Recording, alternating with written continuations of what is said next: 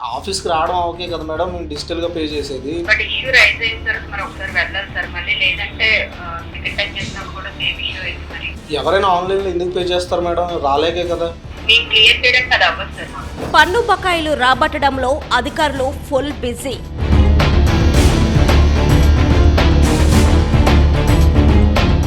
టార్గెట్లతో పరుగులు పెడుతున్న జీవీఎంసీ యంత్రాంగం. నత్తనడకన ఆన్లైన్ పేమెంట్ వ్యవస్థ. జోనల్ కార్యాలయాలే దిక్కంటున్న హెల్ప్ లైన్. మార్చి నెలను ముగింపు మాసం అంటారు, కానీ విశాఖపట్నం వాసులకు ఇది టెన్షన్ మాసంగా మారింది.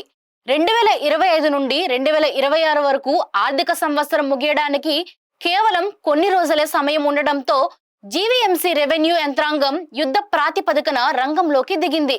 నగరంలో ఎక్కడ చూసినా మున్సిపల్ సిబ్బంది సందడి కనిపిస్తోంది.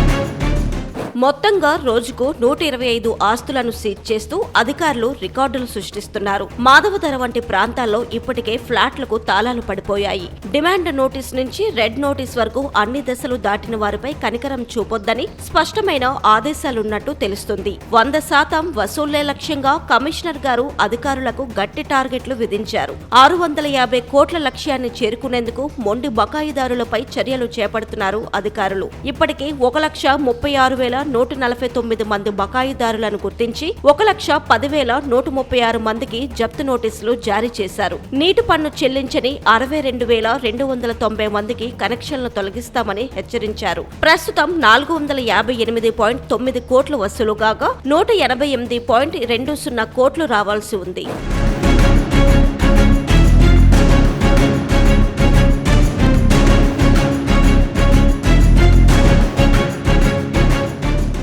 అయితే పన్ను చెల్లించడానికి సిద్ధంగా ఉన్న పౌరులకు మరో కొత్త తలనొప్పి మొదలైంది. ప్రభుత్వం అరచేతిలోనే సేవలు అని చెబుతున్నా క్షేత్రస్థాయిలో పరిస్థితి భిన్నంగా ఉంది.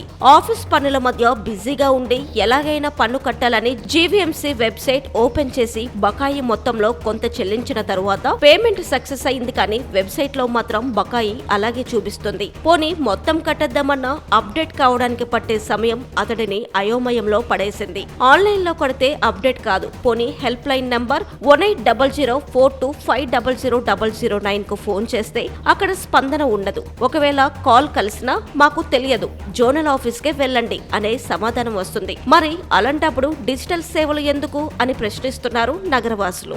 మరి ఇప్పుడు మీ ఆఫీస్‌కి రావడం ఓకే కదా మేడం. మేము డిజిటల్‌గా పే చేసేది. మళ్ళీ మేము ఆఫీస్‌కి వెళ్ళి ప్రాబ్లమ్ చెక్ చేసుకొని ఇదంటే ఇంకా ఆఫీస్ చుట్టూ తిరగాలంటే 1 డే లీవ్ పెట్టాలి మేడం మేము.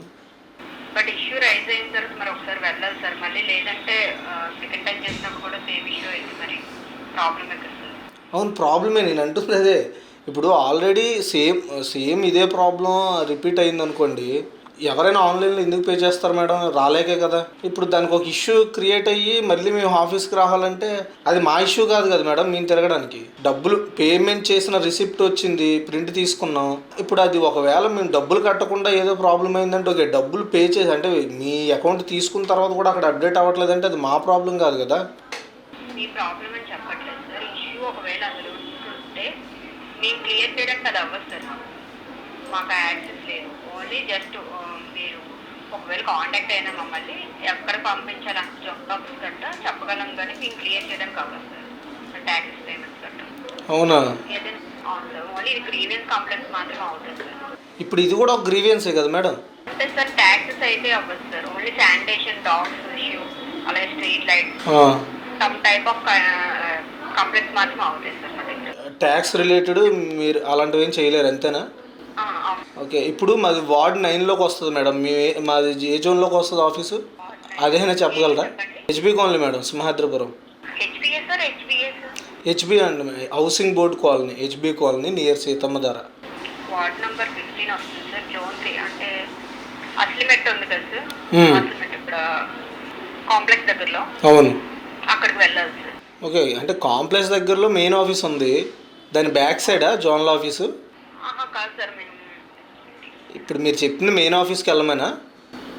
మెయిన్ ఆఫీస్ కాదు సార్, అసల్మెట్లో వేరే ఆఫీస్ ఉంది కదా సార్. అది ఆసులమెట్ట కాదు కదా మేడం, ఇది రామాటాక్స్ వెళ్ళే రోడ్లో ఉంటుంది అదేనా? ఓకే, ఇప్పుడు అక్కడికి వెళ్ళి మా రిసిప్ట్ అది చూపిస్తే అక్కడ అప్డేట్ చేస్తారు మేడం? అప్డేట్ చేస్తారు.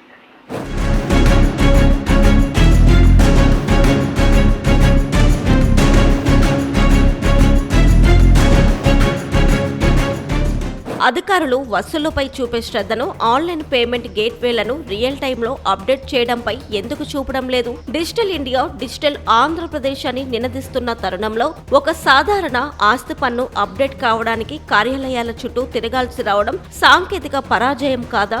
ఒకవేళ ఆన్లైన్లో కట్టిన పన్ను సర్వర్లో అప్డేట్ కాకముందే అధికారులు వచ్చి ఇంటికి తాళం వేస్తే దానికి బాధ్యులెవరు? సమస్యను పరిష్కరించలేని హెల్ప్ లైన్ నెంబర్లు కేవలం అలంకారప్రాయమేనా?